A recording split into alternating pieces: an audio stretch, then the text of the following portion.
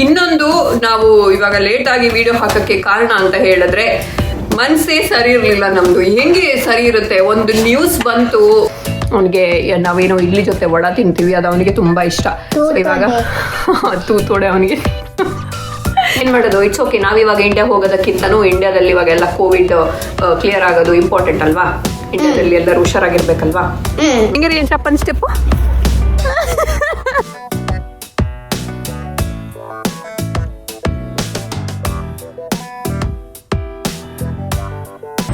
ನಮಸ್ಕಾರ. ನೀವು ಕೆನಡಾದಿಂದ ನನ್ನ ಚಾನೆಲ್ ಅನ್ನು ನೋಡ್ತಾ ಇರೋರಾದ್ರೆ ನಿಮಗೆ ರಿಯಾಲ್ಟರ್ ಅವಶ್ಯಕತೆ ಇದೆ ಅಂದರೆ ಮನೆ ಬೈ ಮಾಡೋಕ್ಕೆ ಸೆಲ್ ಮಾಡೋಕ್ಕೆ ಎಲ್ಲ ನೀವು ಜೆಂಡಿಸೋಸ್ ಅವ್ರನ್ನ ಕಾಂಟ್ಯಾಕ್ಟ್ ಮಾಡ್ಬೋದು. ಅವ್ರು ಇಲ್ಲಿ ರಿಯಾಲ್ಟರ್ ಆಗಿ ಕೆಲಸ ಮಾಡ್ತಾ ಇದ್ದಾರೆ, ನಮ್ಮ ಕನ್ನಡದವರೇನೆ. ನಾಟ್ ಓನ್ಲಿ ಕೆನಡಾ, ನೀವು ಇವಾಗ ಬೇರೆ ಯಾವುದೇ ಕಂಟ್ರಿನಲ್ಲಿ ಇದ್ಕೊಂಡು ಇವಾಗ ಕೆನಡಾಗೆ ಬರ್ತಾ ಇದ್ದೀರಾ ಅಂದ್ರೂ ನೀವು ಅವ್ರನ್ನ ಕಾಂಟ್ಯಾಕ್ಟ್ ಮಾಡ್ಬೋದು. ಅವರ ಎಲ್ಲ ಡೀಟೇಲ್ಸನ್ನು ನಾನು ಡಿಸ್ಕ್ರಿಪ್ಷನ್ ಬಾಕ್ಸಲ್ಲಿ ಹಾಕಿರ್ತೀನಿ. ಸೊ ನಿಮಗೆ ರಿಯಾಲ್ಟರ್ ಅವಶ್ಯಕತೆ ಇದೆ ಅಂದರೆ ನೀವು ಅವ್ರನ್ನ ಕಾಂಟ್ಯಾಕ್ಟ್ ಮಾಡ್ಬೋದು. Hello everyone, good morning. Good morning. ಇವತ್ತು ಸ್ಯಾಟರ್ಡೆ, ನಮಗಿಲ್ಲಿ ಸಂಜೆ ಆಗಿದೆ. ಇವಾಗಿಂದ ವ್ಲಾಗ್ ಶುರು ಮಾಡ್ತಾ ಇದ್ದೀವಿ. ತುಂಬ ದಿನ ಆಗಿತ್ತು ನಾವು ವ್ಲಾಗ್ ಮಾಡಿ, ಆಲ್ಮೋಸ್ಟ್ ಒಂದು ವಾರಕ್ಕಿಂತ ಜಾಸ್ತಿ ಆಯಿತು. ಸೊ ತುಂಬ ಜನ ನೀವು ಮೆಸೇಜ್ ಮಾಡಿ ಕೇಳ್ತಾ ಇದ್ರಿ ವ್ಲಾಗ್ ಮಾಡಿ ಯಾಕೆ ಮಾಡ್ತಾ ಇಲ್ಲ ಅಂತ. ಸೊ ನಮಗೆ ವ್ಲಾಗ್ ಸ್ವಲ್ಪ ಬ್ರೇಕ್ ತೊಗೊಂಡೆ ನಾನು, ಒಂದು ಸ್ವಲ್ಪ ಏನೇನೋ ಆಯಿತು, ಅದೆಲ್ಲ ಇವಾಗ ಟೈಮ್ ಸಿಕ್ತು ನಮಗೆ ವ್ಲಾಗ್ ಶುರು ಮಾಡೋಕ್ಕೆ. ಅದೆಲ್ಲ ಏನೇನಾಯಿತು ನಮ್ಮ ಹೋಲ್ ವೀಕ್, ಮೊನ್ನೆ ಯುಗಾದಿ ಆದಮೇಲೆ ಏನೇನೋ ಆಯ್ತು ಅದೆಲ್ಲ ನಿಮ್ಮ ಜೊತೆ ಶೇರ್ ಮಾಡ್ತೀವಿ ನಾವು. ಅಷ್ಟರಲ್ಲಿ ಈಗ ಅದಕ್ಕಿಂತ ಮುಂಚೆ ರೇಯಾಂಶ್ಗೆ ಒಂದು ಇವಾಗ ವಡೆ ಮಾಡಿಕೊಡ್ಬೇಕಂತೆ. ಅವನಿಗೆ ನಾವೇನೋ ಇಡ್ಲಿ ಜೊತೆ ವಡ ತಿಂತೀವಿ, ಅದು ಅವನಿಗೆ ತುಂಬ ಇಷ್ಟ. ಇವಾಗ ತೂತೋಡೆ ಅವನಿಗೆ ನಂಗೆ ಇಷ್ಟನೇ ಆಗಲ್ಲ. ಓಕೆ, ಸೊ ಅವನಿಗೆ ತೂತೋಡೆ ಅಂದರೆ ತುಂಬ ಇಷ್ಟ, ಅದು ಅವನಿಗೆ ಮಾಡಿಕೊಡ್ಬೇಕಂತೆ ಇವಾಗ. ಹಂಗೆ ಇವಾಗ ಮಾಡೋಣ ಅಂತ ಹೊರಟಿದ್ದೀವಿ. ಫಸ್ಟ್ ಅದನ್ನು ಮಾಡಿಬಿಟ್ಟು ಆಮೇಲೆ ಮಾತಾಡೋಣ, ಓಕೆನಾ? ಇವಾಗ ವಡೆ ಮಾಡೋಕ್ಕೆ ನಾನಿಲ್ಲಿ ಉದ್ದಿನ ಬೇಳೆ ನೆನೆಸಿಟ್ಟು ಮಿಕ್ಸಿ ಮಾಡಿಟ್ಕೊಂಡಿದ್ದೀನಿ. ಅದಕ್ಕೆ ಸ್ವಲ್ಪ ಆನಿಯನ್ ಹಾಕ್ತಾ ಇದ್ದೀನಿ. ಆನಿಯನ್ ಆ್ಯಕ್ಚುಲಿ ಆಪ್ಷನಲ್, ಕೆಲವರು ಆನಿಯನ್ ಹಾಕ್ತಾರೆ, ಕೆಲವರು ಹಾಕಲ್ಲ, ಬಟ್ ನಾನು ಹಾಕ್ತೀನಿ. ಆಮೇಲೆ ಒಂದು ಸ್ವಲ್ಪ ಶುಂಠಿ, ಆಮೇಲೆ ಒಂದು ಸ್ವಲ್ಪ ಕರಿಬೇವಿನ ಸೊಪ್ಪು, ಆಮೇಲೆ ಒಂದು ಸ್ವಲ್ಪ ಹಸಿಮೆಣಸಿನ್ಕಾಯಿ, ಆಮೇಲೆ ಒಂದು ಸ್ವಲ್ಪ ಪೆಪ್ಪರ್, ಆಮೇಲೆ ಒಂದು ಸ್ವಲ್ಪ ಕ್ರಿಸ್ಪಿನೆಸ್ಗೆ ಇದು ರೈಸ್ ಫ್ಲೋರ್, ಇದು ಅಕ್ಕಿ ಹಿಟ್ಟು ಕ್ರಿಸ್ಪಿಯಾಗಿ ಬರುತ್ತೆ ಅಂತ ವಡೆ. ಇದೆಲ್ಲ ಹಾಕಿ ಆಮೇಲೆ ಒಂದು ಸ್ವಲ್ಪ ಹಿಂಗೆ ಹಾಕಿ ಆಮೇಲೆ ರುಚಿಗೆ ತಕ್ಕಷ್ಟು ಉಪ್ಪು ಹಾಕಿ ಮಿಕ್ಸ್ ಮಾಡಿದರೆ ಆಯಿತು. ಆಮೇಲೆ ಒಂದು ಸ್ವಲ್ಪ ತೆಂಗಿನಕಾಯಿ ಒಣ ಕೊಬ್ಬರಿ ಇದ್ದರೆ ಹಾಕಿದ್ರೆ ಅದೊಂದು ಚೆನ್ನಾಗಿರುತ್ತೆ. ಬಟ್ ನಮ್ಮ ಹತ್ರ ಇವತ್ತು ಇಲ್ಲದೆ ಇರೋದ್ರಿಂದ ನಾವು ಹಾಕ್ತಾ ಇಲ್ಲ. ನಾವು ತೂತೊಡೆ ಮಾಡೋಣ ಅಂತ ಟ್ರೈ ಮಾಡಿದ್ವಿ, ಬಟ್ ನಮಗದು ಜಾಸ್ತಿ ಮಾಡೋಕ್ಕೆ ಬರಲಿಲ್ಲ. ಒಂದೇನೋ ಕಷ್ಟಪಟ್ಟು ಬಂತು, ಆಮೇಲೆಲ್ಲ ನಾವು ಆಮೇಲೆ ಬರ್ತಾ ಇಲ್ಲ ಅಂತ ಹೇಳ್ಬಿಟ್ಟು ರೌಂಡ್ ಮಾಡಿದ್ವಿ. ಅವನಿಗೆ ಅದು ತೂತೊಡೆ ಆಗಿದ್ರೆ ಮಾತ್ರ ವಡೆ ಅಂತೆ, ಇಲ್ಲ ಅಂದರೆ ಅದು ವಡೆ ಅಲ್ಲ ಅಂತೆ. ಬಟ್ ನಮ್ಮ ಕಡೆ ಈ ಥರನೂ ಮಾಡ್ತಾರೆ ಆ್ಯಕ್ಚುಲಿ, ಇದಕ್ಕೆ ನಾವು ಬಿಸ್ಕುಟಂಬಡೆ ಅಂತ ಹೇಳ್ತೀವಿ. ಸೊ ಇವತ್ತು ರೇಯಾಂಶ್ಗೆ ಒಂದು ವಡೆ ವಿತ್ ಚಟ್ನಿ. ಎಸ್, ಏನು ಬೂಮ್ ಕ್ರಿಸ್ಪಿ ಇದೆ ಅಲ್ಲ. ನಿಮ್ಗೆ ನಂದು ಕ್ರಾಫ್ಟ್ ತೋರಿಸ್ತೀನಿ. This is the very hungry caterpillar on ಮಂದಿ. How did you do it? ಹೆಂಗ್ ಮಾಡಿದೆ ನೀನು ಅದನ್ನ? ನಾನು ಒಂದು ಪ್ಲೇಟ್ ತಗೊಳ್ಳಿದ್ದೆ, ಅದನ್ನ ಪೇಪರ್ ಪ್ಲೇಟ್ ಅಲ್ವಾ? ಪೇಪರ್ ಪ್ಲೇಟ್ ತಗೊಳ್ಳಿದ್ದೆ, ಅದನ್ನ ರೆಡ್ ಮತ್ತೆ ಗ್ರೀನ್ ಕಲರ್ ಮಾಡಿದ್ದೆ. ಆಮೇಲೆ ಅದಕ್ಕೆ ಲೆಕ್ಚರ್ ಹಾಕಿದ್ದೆ. ಆಮೇಲೆ ಅದಕ್ಕೆ ಈ ತರ ಡೇಟ್ಸ್ ಹಾಕಿದ್, ಮಂಡೇ ಟ್ಯೂಸ್ಡೇ ಆ ತರ ಹಾಕಿದ್ರಿ. ಆಮೇಲೆ ಅದಕ್ಕೆ ಫ್ರೂಟ್ಸ್ ಹಾಕಿದ್ದೆ. So it ate one apple on? He ate one apple on Monday. He ate 2 pears on Tuesday. He ate 3 plums on Wednesday. He ate 4 strawberries on Thursday. And he ate 5 oranges on Friday. And he ate on Saturday. So many junk foods. Okay, ಆಮೇಲೆ ಏನಾಯ್ತು? he got a tummy ache ಅಲ್ವಾ? Tummy ಏಕ್ ಆಯ್ತು. ಆಮೇಲೆ better ಆಗಕ್ಕೆ ಒಂದು leaf ತಿಂದೆ. ಆಮೇಲೆ To get better, he ate a leaf ಅಲ್ವಾ? On Sunday, he just ate one leaf ಅಲ್ವಾ? ನೀವು ತುಂಬಾ ಜನ ಇಲ್ಲಿ ಸಿಚುವೇಶನ್ ಹೇಗಿದೆ ಕೊರೋನಾದು, ಆಮೇಲೆ ಇಲ್ಲಿ ವ್ಯಾಕ್ಸಿನೇಷನ್ದು ಯಾವ ತರ ನಡೀತಾ ಇದೆ, ನಿಮಗೆ ಸಿಗ್ತಾ ವ್ಯಾಕ್ಸಿನೇಷನ್ ಅಂತೆಲ್ಲ ಕೇಳ್ತಾ ಇದ್ರಿ ಕಮೆಂಟ್ ಸೆಕ್ಷನ್ ಅಲ್ಲಿ. ಸೊ ಅದಕ್ಕೆಲ್ಲ ಇವತ್ತೊಂದು ರಿಪ್ಲೈ ಕೊಡೋಣ ಅಂತ ಹೇಳ್ಬಿಟ್ಟು ಇಲ್ಲಿ ಕುತ್ಕೊಂಡು ವಿಡಿಯೋ ಮಾಡ್ತಾ ಇದ್ದೀನಿ. ನಾನು ಯಾವಾಗ್ಲೂ ವಿಡಿಯೋ ಮಾಡ್ಬೇಕಾದ್ರೆ ಬ್ಯಾಕ್ ಗ್ರೌಂಡ್ ಎಲ್ಲ ನೋಡ್ಕೊಂತೀನಿ, ಸರಿಯಾಗಿದ್ಯಾ, ಏನಾದ್ರು ಗಲೀಜಾಗಿ ಕಾಣಿಸ್ತಾ ಇದೆಯಾ ಅಂತ ಅದನ್ನ ನೋಡ್ಕೊಂಡ್ಬಿಟ್ಟು ಆಕ್ಚುಲಿ ಕ್ಲೀನ್ ಆಗಿ ಇಟ್ಬಿಟ್ಟು ಮಾಡ್ತೀನಿ ವಿಡಿಯೋ ಮಾಡ್ಬೇಕಾದ್ರೆ. ಬಟ್ ಇವತ್ತು ಏನು ಮಾಡ್ತಿಲ್ಲ, ಹಾಲಲ್ಲೇ ಕೂತ್ಬಿಟ್ಟಿದ್ದೀನಿ ಲಿವಿಂಗ್ ಏರಿಯಾದಲ್ಲಿ. ನೋಡಿ ನಾನು ಹಿಂದ್ಗಡೆ ಎಷ್ಟು ಕಾಣಿಸ್ತಾ ಇದೆ, ಎಲ್ಲ ಗಲೀಜಾಗಿರೋದು. ಇವ್ರದ್ದು ಈ ನನ್ನ ಮಗಂದು ಇದೆಲ್ಲ ಗಲೀಜು. ಕುತ್ಕೊಂಡು ಆಟಾಡ್ತಾ ಇದ್ದಾನೆ. ವೀಕೆಂಡ್ ಬಂದ್ರೆ ಏನ್ ಮಾಡೋದು ಅಂತ ಗೊತ್ತಾಗೋದಿಲ್ಲ ಅವ್ನಿಗೆ, ಹೆಂಗು ಹೊರಗಡೆ ಎಲ್ಲ ಹೋಗಕ್ಕಿಲ್ಲ ಅಲ್ವಾ. ಸೊ ಕುತ್ಕೊಂಡು ಹಿಂಗೆ ಆಟಾಡ್ತಾ ಇರ್ತಾನೆ, ಇಲ್ಲ ನಮ್ಮ ತಲೆ ತಿಂತಾ ಇರ್ತಾನೆ, ನಾನು ಏನ್ ಮಾಡ್ಲಿ ಅಂತ ಕೇಳ್ತಾ ಇರ್ತಾನೆ. ಸೊ ಇವಾಗ ಸದ್ಯಕ್ಕೆ ಆಟಾಡ್ತಾ ಇದ್ದಾನೆ ಅವ್ನ ಪಾಡಿಗೆ. ಇಲ್ಲಿನ ವ್ಯಾಕ್ಸಿನ್ ವಿಷಯ ಹೇಳಬೇಕು ಅಂದ್ರೆ ಈ ಕಂಟ್ರಿದೆ ಅಂತ ಯಾವ ವ್ಯಾಕ್ಸಿನ್ ಕೂಡ ಇಲ್ಲ. ಕೆನಡಾದಲ್ಲಿ ಯಾವ ವ್ಯಾಕ್ಸಿನ್ ಕೂಡ ಡೆವಲಪ್ ಮಾಡಿಲ್ಲ. ಇವರು US ಇಂದ ತರಿಸ್ಕೊಂತಾ ಇದ್ದಾರೆ. ಮೊಡರ್ನಾ ಮತ್ತೆ ಫೈಸರ್ ವ್ಯಾಕ್ಸಿನ್ ಅನ್ನ US ಇಂದ ತರಿಸ್ಕೊಂತಾ ಇದ್ದಾರೆ. ಆಮೇಲೆ ಅದು ಬಿಟ್ರೆ ಇಂಡಿಯಾ ಇಂದನೂ ಆಸ್ಟ್ರಾಜೆನಿಕಾ ವ್ಯಾಕ್ಸಿನ್ ತುಂಬಾ ಡೋಸ್ ಅಲ್ಲಿಂದ ತರಿಸ್ಕೊಂಡಿದ್ದಾರೆ, ತುಂಬಾ ವ್ಯಾಕ್ಸಿನ್ ಇಂಡಿಯಾ ಇಂದ ಕೂಡ.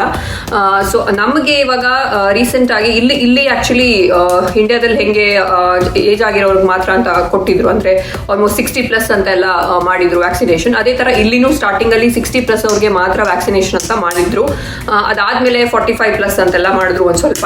ಬಟ್ ಇವಾಗ ಒಂದು 2 ವೀಕ್ಸ್ ಇಂದ 18+ ಅವ್ರಿಗೂ ಕೊಡ್ತಾ ಇದ್ದಾರೆ. ಅಂದ್ರೆ ಎಲ್ಲಿ ಜಾಸ್ತಿ ಒಂದ್ ಸ್ವಲ್ಪ ಕೋವಿಡ್ ಜಾಸ್ತಿ ಇದೆ ಅಥವಾ ಮೇನ್ ಟೊರೊಂಟೊ ಏರಿಯಾದಲ್ಲೆಲ್ಲ 18+ ಅವ್ರಿಗೂ ಇವಾಗ ವ್ಯಾಕ್ಸಿನೇಷನ್ ಕೊಡಕ್ಕೆ ಸ್ಟಾರ್ಟ್ ಮಾಡಿದ್ದಾರೆ. ಸೊ ಹಾಗಾಗಿ ನಮಗೂ ಲಾಸ್ಟ್ ವೀಕ್ ಅಷ್ಟೇ ಫಸ್ಟ್ ಡೋಸ್ ವ್ಯಾಕ್ಸಿನೇಷನ್ ಸಿಕ್ತು.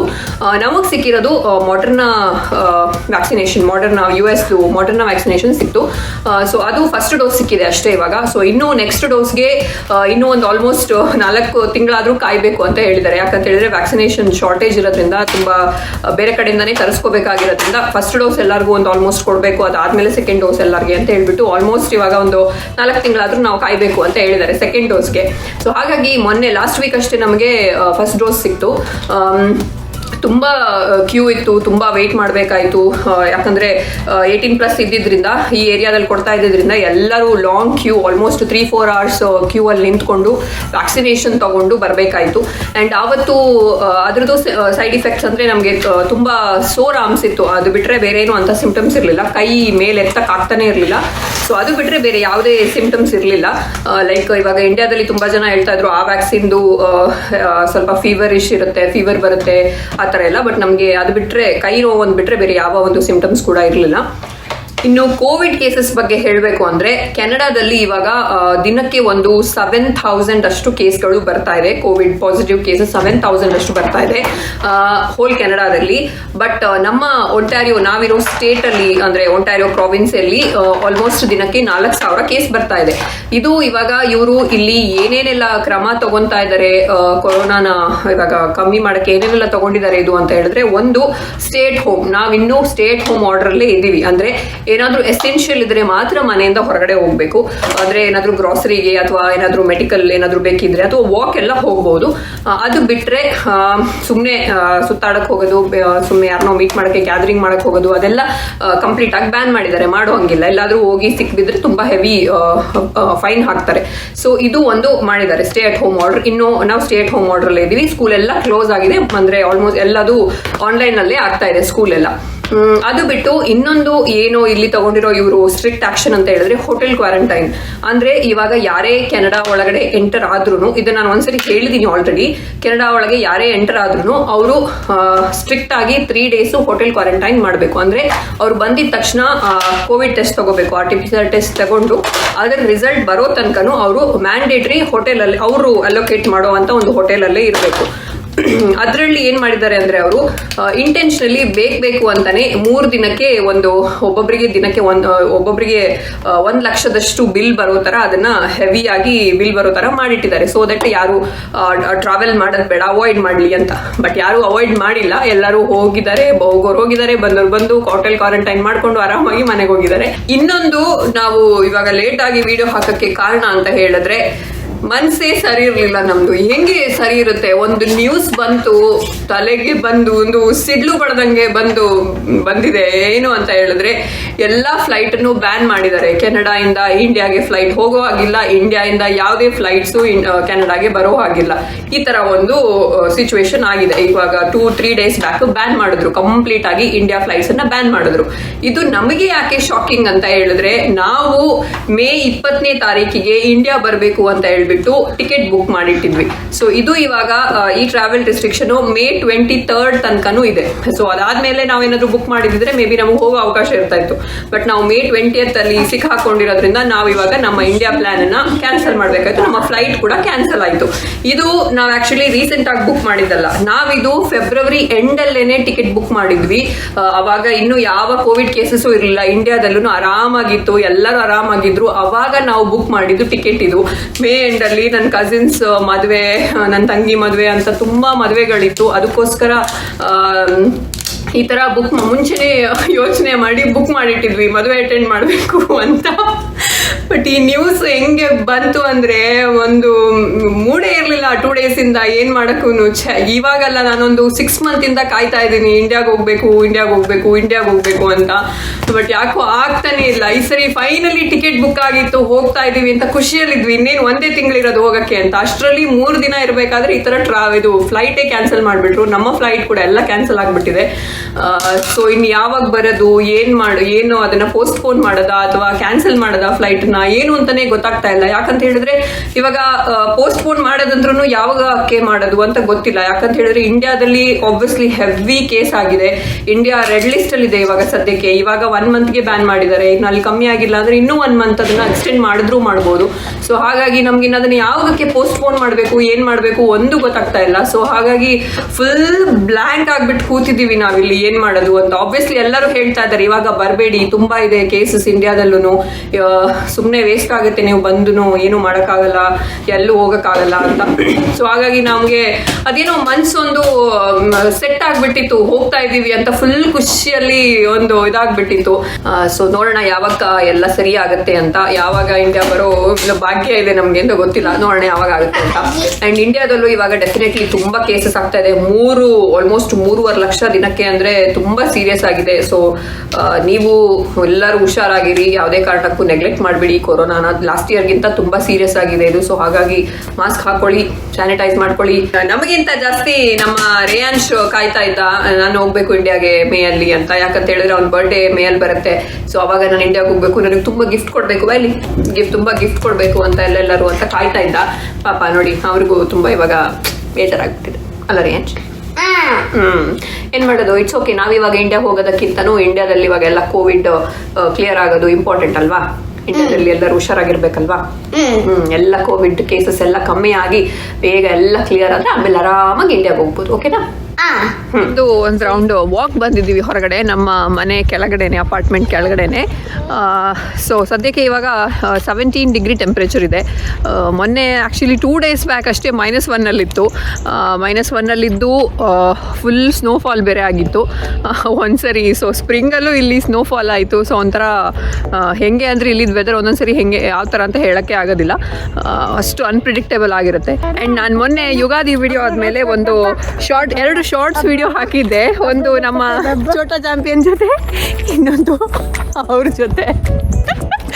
ಅದರಲ್ಲಿ ಅವ್ರದ್ದು ಐಕಾನಿಕ್ ಒಂದು ಕುತ್ತಿಗೆ ಮೂವ್ ಮಾಡೋ ಸ್ಟೆಪ್ ನಾನು ಟ್ರೈ ಮಾಡೋಕ್ಕೆ ಹೋಗಿ ಆ್ಯಕ್ಚುಲಿ ನಂದು ಕುತ್ತಿಗೆ ಒಂದು ಸ್ವಲ್ಪ ಅಲ್ಲಿಗೆ ಸಿಕ್ಕಾಕೊಂತು, ಉಳುಕ್ತಂಗೆ ಆಯಿತು ಒಂದು ಸ್ವಲ್ಪ. ಆಮೇಲೆ ನಾನು ಟ್ರೈ ಮಾಡೋಕ್ಕೆ ಹೋಗಿಲ್ಲ, ಅದು ಅವರಿಗೆ ಬಿಟ್ಟು, ಅವರು ಒಂದು ಎಕ್ಸ್ಪರ್ಟ್ ಅದರಲ್ಲಿ. ಸೊ ಇನ್ನೊಂದ್ಸರಿ ಎಲ್ಲರಿಗೆ ಮಾಡಿ ತೋರಿಸ್ತೀರಾ ಅದು ಸ್ಟೆಪ್ಪು? ಇಲ್ಲ ಅಷ್ಟೇ ಹೆಂಗೆ ಏನು ಮಾಡಿ ತೋರಿಸ್ತಾನೆ? ಹೆಂಗೆ ಏನು ಅಪ್ಪನ ಸ್ಟೆಪ್ಪು? ನೈಟ್ ಆಗಿದೆ, ಒಂದು ಸ್ವಲ್ಪ ನಾವು ಸ್ಕಿನ್ ಕೇರ್ ಮಾಡ್ಕೊಳ್ಳೋಣ. ಸದ್ಯಕ್ಕೆ ಬೆಳಗ್ಗೆಯಿಂದ ಓಡಾಡಿ ಅದು ಇದು ಮುಖದಲ್ಲಿ ಏನೋ ನಾವು ಮೆತ್ಕೊಂಡಿದೆ. ಮೇಕಪ್ ಅದು ಇದು ಒಂದು ಸ್ವಲ್ಪ ಜಾಸ್ತಿ ಏನೂ ಹಾಕೊಳ್ಳೋದಿಲ್ಲ ನಾನು. ಮೇಕಪ್ ಅಂದ್ರೂ ಒಂದು ಸ್ವಲ್ಪ ಏನಾದರೂ ಹಾಕ್ಕೊಂಡಿರೋದೆಲ್ಲ ಉಳ್ಕೊಂಡಿರುತ್ತಾ. ಸೊ ನೈಟಲ್ಲಿ ಫಸ್ಟು ಮಲಗೋ ಮುಂಚೆ ಫಸ್ಟ್ ಒಂದು ಫೇಸ್ ವಾಶ್ ಮಾಡ್ಕೊತೀನಿ, ಮೇಕಪ್ ಎಲ್ಲ ತೆಗೆದುಬಿಟ್ಟು.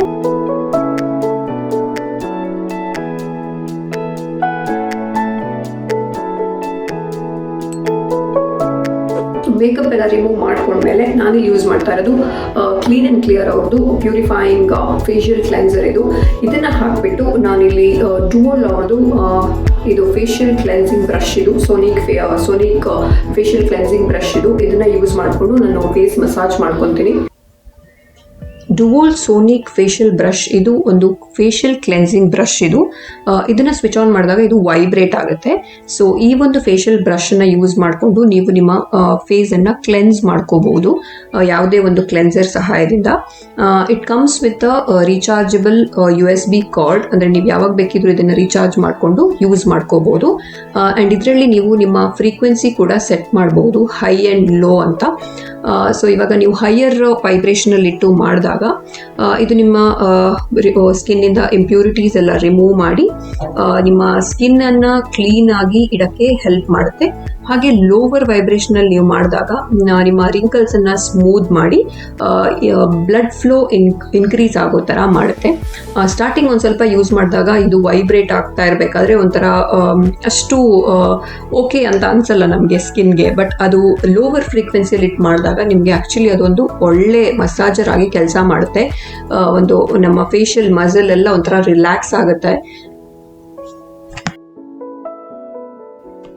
ಯಾವುದೇ ಒಂದು ಕ್ಲೆನ್ಸರ್ ಹಾಕಿ ಈ ಥರ ಸರ್ಕ್ಯುಲರ್ ಮೋಷನಲ್ಲಿ ನಿಮ್ಮ ಚೀಕ್ಸ್ ಮೇಲೆ, ನಿಮ್ಮ ಚಿನ್ ಮೇಲೆ, ಹಾಗೆ ನಿಮ್ಮ ಫೋರ್ ಹೆಡ್ ಮೇಲೆ ಈ ಥರ ಇದನ್ನು ಮಸಾಜ್ ಮಾಡಿಕೊಂಡಾಗ ನಿಮಗೊಂದು ರಿಲ್ಯಾಕ್ಸ್ ಅಂತ ಫೀಲ್ ಆಗುತ್ತೆ. ಇದ್ರದ್ದು ಒರಿಜಿನಲ್ ಪ್ರೈಸ್ ಬಂದುಬಿಟ್ಟು $95 ಇದೆ. ನಾನು ಡಿಸ್ಕ್ರಿಪ್ಷನ್ ಬಾಕ್ಸಲ್ಲಿ ಒಂದು ಕೋಡ್ ಕೊಟ್ಟಿರ್ತೀನಿ, ಅದನ್ನು ಡಿಸ್ಕೌಂಟ್ ಕೋಡ್, ಅದನ್ನು ಹಾಕ್ಕೊಂಡು ನೀವು ಪರ್ಚೇಸ್ ಮಾಡಿದ್ರೆ ನಿಮಗೆ 70% ಆಫ್ ಆಗಿ ಇದು $28ಗೆ ಸಿಗುತ್ತೆ. ಅದರ ಪ್ರಾಡಕ್ಟ್ ಲಿಂಕನ್ನು ಕೂಡ ನಾನು ಡಿಸ್ಕ್ರಿಪ್ಷನ್ ಬಾಕ್ಸಲ್ಲಿ ಹಾಕಿರ್ತೀನಿ. ಸೊ ನಾನು ಫೇಸ್ ವಾಶ್ ಮಾಡಿಕೊಂಡು ಇವಾಗ ಫೇಸ್ ಮಾಸ್ಕ್ ಯೂಸ್ ಮಾಡ್ಕೊತಾ ಇದ್ದೀನಿ.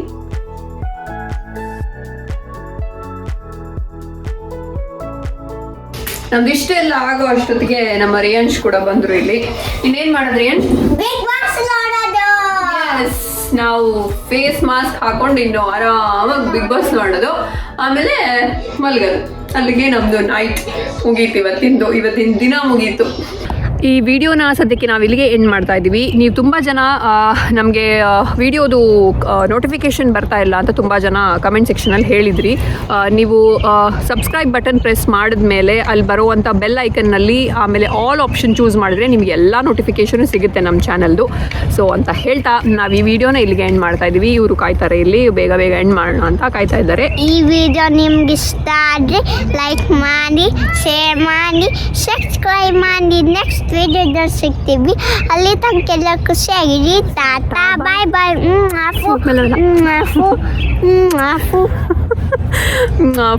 ನೆಕ್ಸ್ಟ್ ವಿಡಿಯೋದಲ್ಲಿ ಸಿಗ್ತೀವಿ. ಅಲ್ಲಿ ತನಕ ಎಲ್ಲರೂ ಖುಷಿಯಾಗಿರಿ. ಟಾಟಾ, ಬಾಯ್ ಬಾಯ್.